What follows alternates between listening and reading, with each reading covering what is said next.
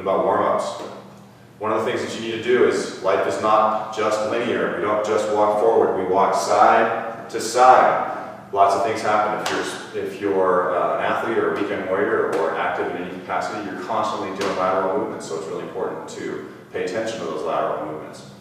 After my clients go through a bodyweight squat program, they go into a lateral squat program. So a lateral squat is literally a lateral lunge,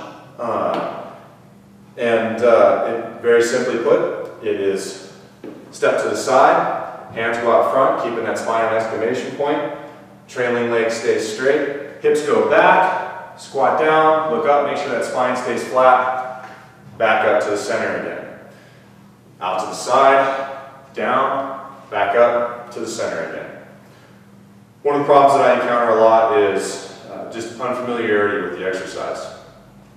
So what I have people do to get familiar with it is generally what people do is they squat out to the side, this knee is bent, they have funky form.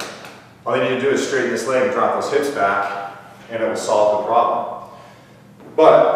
So what I have to do is start with a wide stance, and then you just go into a lateral squat from one side, keeping that wide stance, to the other side. They learn how to keep those legs straight as they go. Once they figure that out, you just have to step up, back together again. So, when you're doing your lateral squats, those are the things to pay attention to.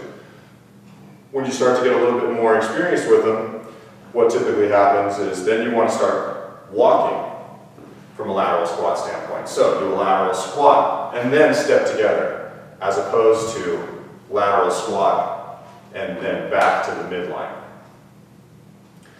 I typically have my clients do one side then the other, so that's what I'd like you to do. And again, 4 to 5 repetitions each side until you get more experienced and more confident with your flexibility and in the movement. So a side view of the movement is going to look a lot like this. Step out to the side, hips go back, knees and toes face the same direction. You don't end up here. If you're here and this knee is rotating out, you really need to activate your adductors to pull that muscle in. Focus on stretching out your IT band, lateral quad as well. Thank you very much.